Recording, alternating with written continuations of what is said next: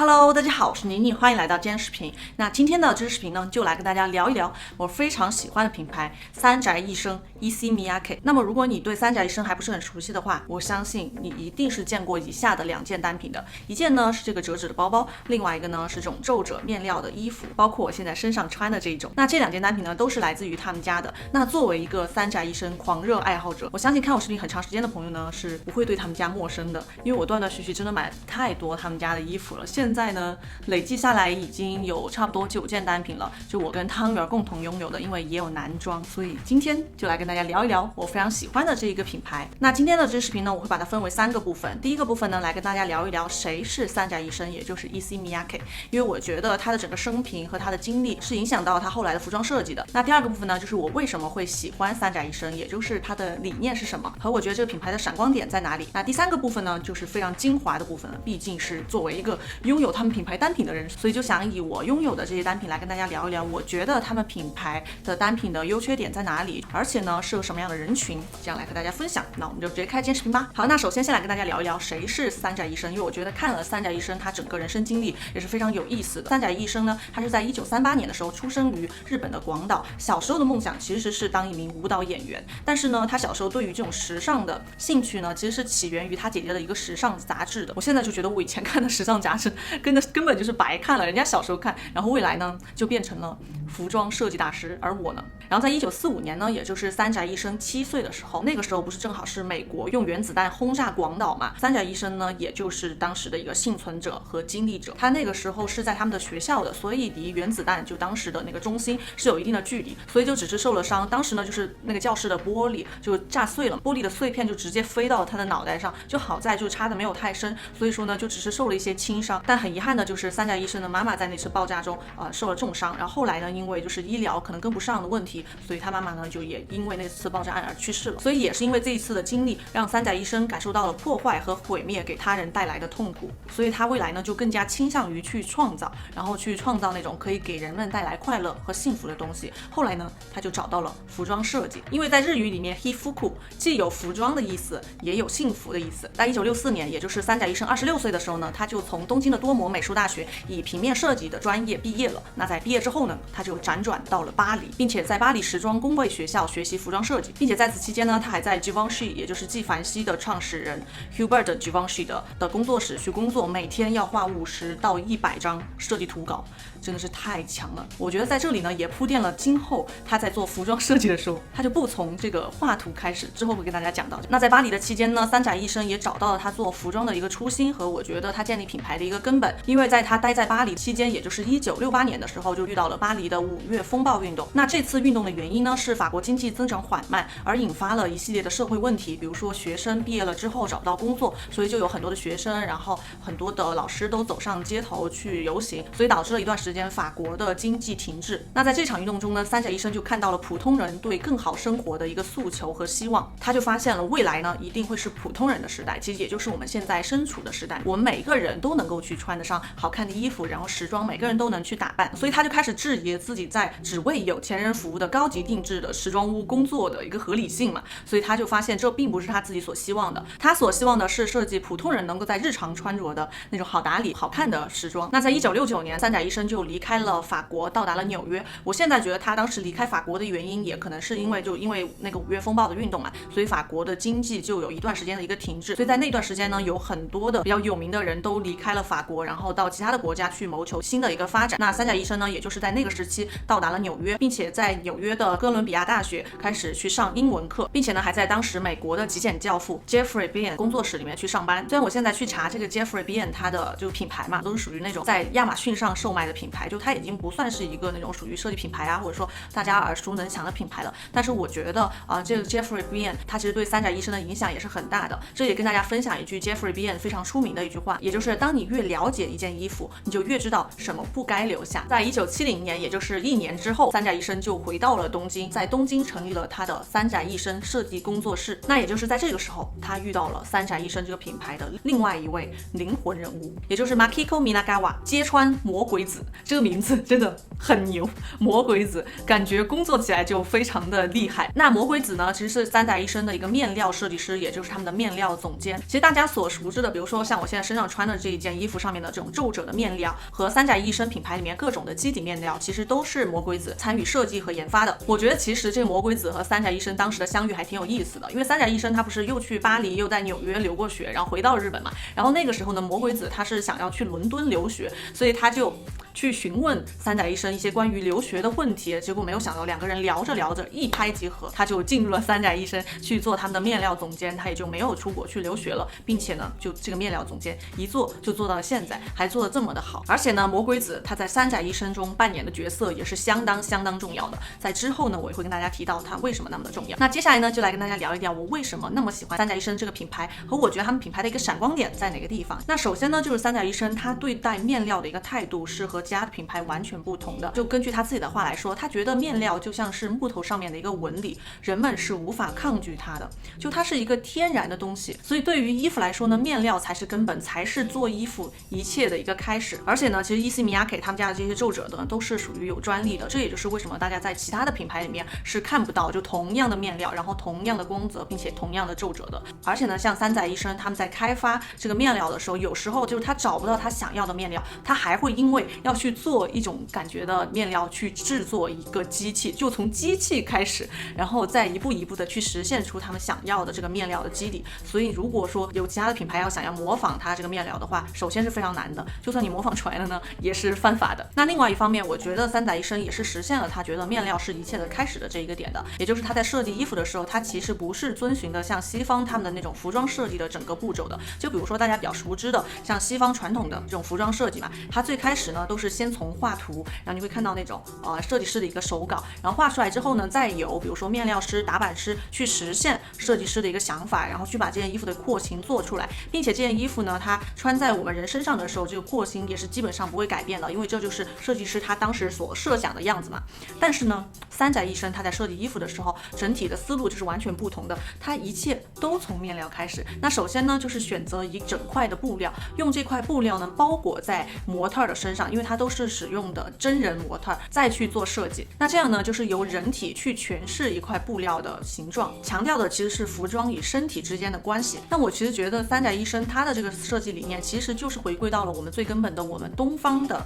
一个服饰的审美。因为我们其实东方的服装审美的方式呢，和西方是完全不同的，就从我们的传统服饰就可以看得出来。就比如说，无论是我们中国的汉服，还是日本的和服，还是韩国的韩服，或者说是印度的 sari， 大家都可以看到，就我们东方的这些国家的传统服饰，基本上都是属于那种用一大块布料，然后包裹全身，做一些比较小的一些剪裁，然后呢，这个布料的廓形也不会是很硬挺的，就不会说那种完完全全的要去改变我们人的一个身体的形态。那强调的呢是人在活动时这个面料的摆动和韵律。但相反呢，如果我们回看欧洲维多利亚时期的衣服呢，就会发现他们的那种裙子都是去强调的是那种很硬挺的剪裁，比如说就是一定要大胸，然后细腰，那个衣服就是一定要把腰的轮廓给凸显出来，就算没有屁股也要用裙撑去撑一个屁股出来，并且他们的衣服呢是属于平时日常在走动的时候，它的整个形态是不会变的。比如说他们的翘屁股和那种裙撑起来的大裙摆，你在走动的时候它就不会有飘逸的感觉了嘛。其实从这一点呢，我们就完全可以看得出东西方在服装审美上的一个根本的差异了。其实我之前和大家出过的一期穿搭美学的那一期，就讲了过去100年中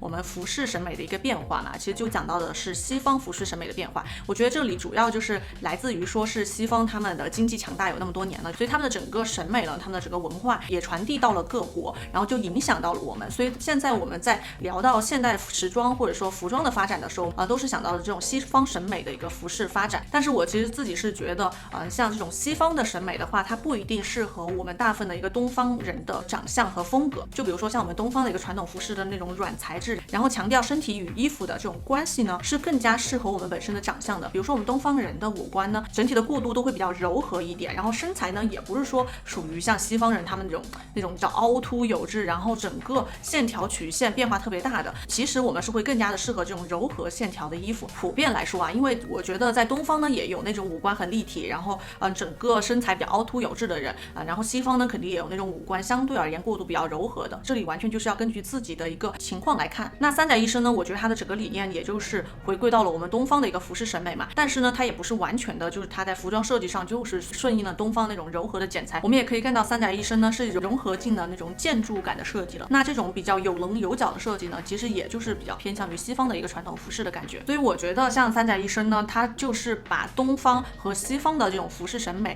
融合得非常好的一个东方的设计师。接下来就来跟大家聊最后的一个部分了，也就是以我自己拥有的一些 Issey Miyake 他们家的衣服来跟大家分享一下，我觉得他们家的衣服的优缺点在哪里，然后闪光点在哪里，然后适合什么样的人，然后包括也会和大家提到一些其他的 Issey Miyake 他本人的理念，我也觉得非常有意思的。那因为今天的这些衣服比较多，所以我主要呢就是以一个系列的来讲的。因为其实像 Issey Miyake 他们这个品牌，他们其实是有总共9个支线的，就包含了 Issey Miyake 的这个主线嘛，并且每一个支线我觉得它整体走的方向会有些许不同，或者它也有实现了 Issey Miyake 的某一个理念，所以我就分别的来跟大家讲一讲。当然我没有它的整个9个支线的衣服，只是有一些然后我想来跟大家聊到的。那首先想先来跟大家聊到的一个支线呢，就是 Please Please Issey Miyake， 也就是我平时买的最多的，我觉得最适合大家日常去穿着的一条线，也是他们做的最好的一个支线了。那我觉得 Please Please Issey Miyake 的这条线呢，它其实就是实现了三宅一生他本人想做衣服的初心，就是我刚刚提到的，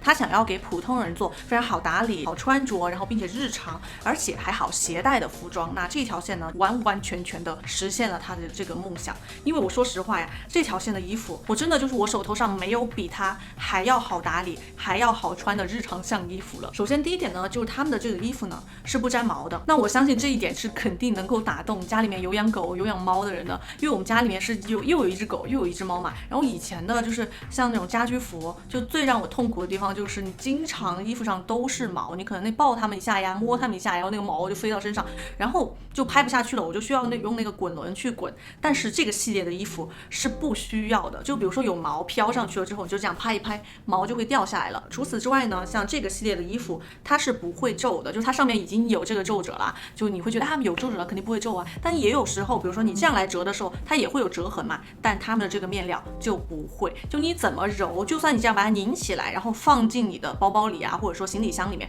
你再把它拿出来的时候它也会就像本来的这个样子。然后接下来跟大家聊一下我究竟有哪几款吧，因为我觉得我穿那么多件以来还是算可以跟大家分享一些经验的。那这件衬衫呢，它其实整体的版型就是很基础的那种翻领衬衫的一个版型。我觉得最好的一个点呢，就因为它的这个皱褶是有弹性的，你看到没有？就你在动的时候它会有这种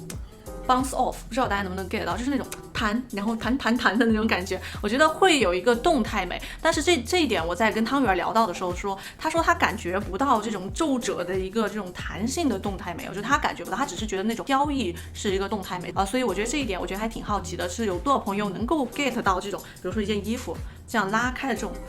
动态美呢？但是我自己是非常非常能 get 到这个美的。然后这件衣服呢，就像我刚刚展示的吧，就你在穿着的过程当中完全不会有任何的拘束。像他们家的衣服我经常都是在家里面当家居服穿的，就我比如说在沙发上啊，或者在床上这样摊着，然后腿那种搭在大八字那种，都没有任何的拘束感，很舒服，就你想要怎么动都可以。所以我觉得像 Please Please Issey Miyake 的这条线的衣服是属于你无论是日常就出门去穿着，或者说你当做是一个时装去搭配，还是你当做家居服在家里面穿，都没有任何的问题。那另外一件呢，就是我后来买的一件这个背心，它是有点像那种中领的背心，就穿上的时候有一点点禁欲感，就是会有一种生人勿近的感觉，但它又是一件背心嘛，所以它是有露出一段就你的一个这种肩颈然后肌肉的一个线条的，我觉得看上去会更加年轻一点，就会对比这件衬衫来说的话会更有那种动感一些。然后另外一件呢，是我买的一件他们家的裤子，这里有点脏啊，就是昨天在画画的时候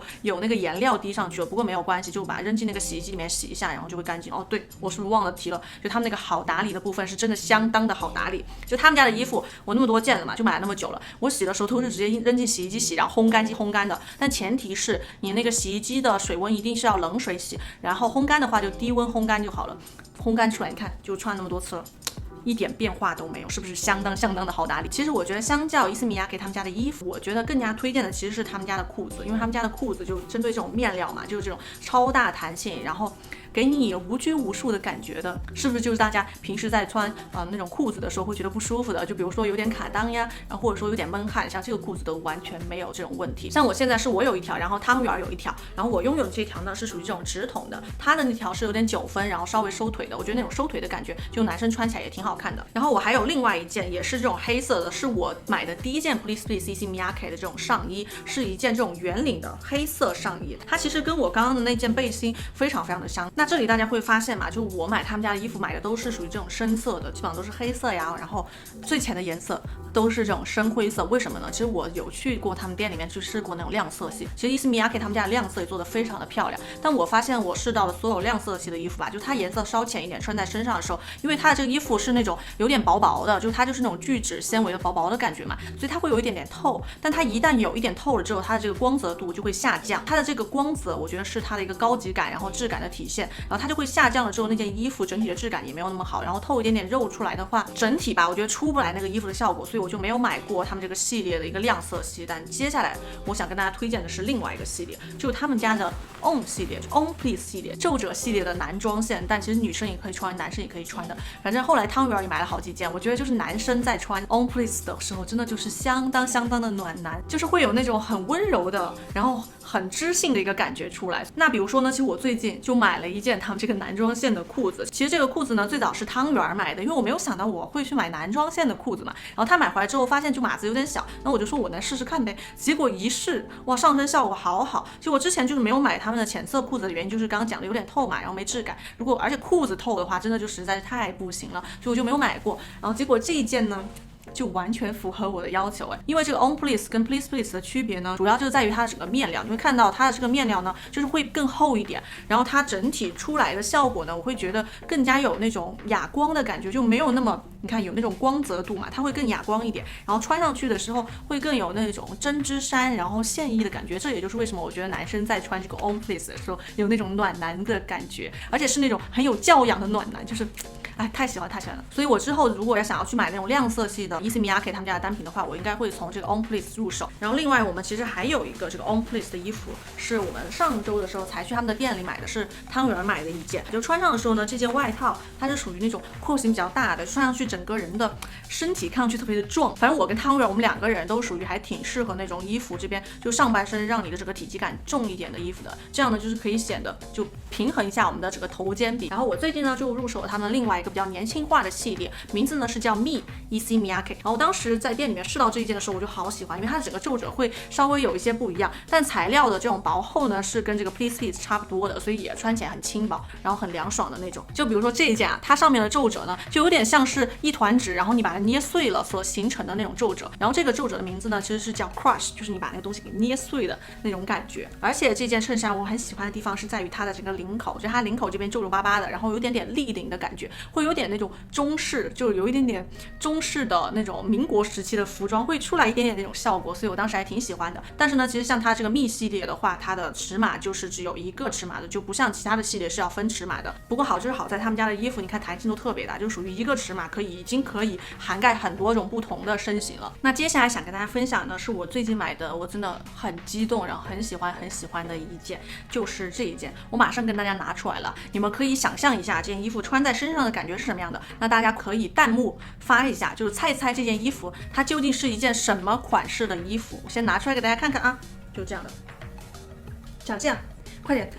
弹幕或者留言评论，可以猜一猜它穿上身是什么样的一个效果。就这件衣服呢，它其实是一件吊带，就有点带人裹身感觉的一个吊带。我其实当时看到它的时候吧，就它是挂在那个衣架上面的嘛，所以我能够看得出它是一个吊带。结果我把它取下来准备上身一试之后，就发现它拿在手上居然是这样的一个2维的效果，然后一下子就给我惊艳到了。所以我当时就觉得，就这个衣服呢，就实现了 Issey Miyake 它的那个理念，就是他希望能够通过他所设计的衣服给人们带来快乐和幸福。那我的这件衣服呢，其实是来自于Issey Miyake 的一个叫1325点 Issey Miyake 的一个系列的。那之所以它叫1325点的原因呢，就是因为它是指就一块布嘛，它是一个一维的状态，但当它穿在人身上的时候，它又是一个3维的效果。当它折叠起来的时候呢，又是一个平面的，又是一个2维的效果。所以像这种穿着它的方式和这种衣服的一个设计方式呢，它是属于那种超越时间的，然后也就是有点像5维的一个空间，所以它的名字呢就叫1325。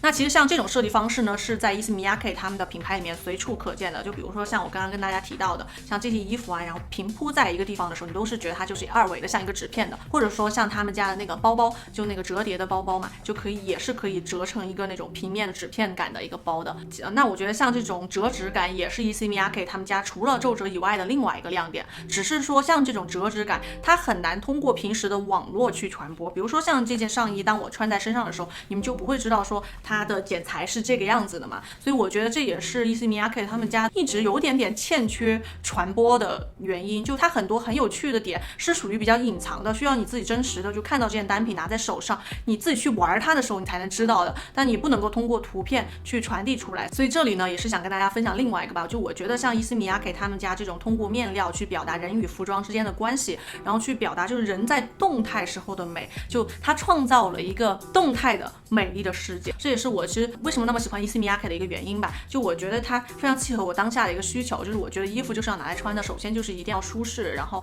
好穿着好打理，然后其次我再去考虑说它的一个搭配性好不好看，然后我自己的风格是怎么样的，就是会有更多更深层次的一个考虑。我就觉得 Issey Miyake 它满足了我所有的一个需求。然后呢，这就是我今天想和大家分享的这个我非常喜欢的这个品牌三宅一生。然后希望大家喜欢今天的视频。如果你喜欢这一类的这种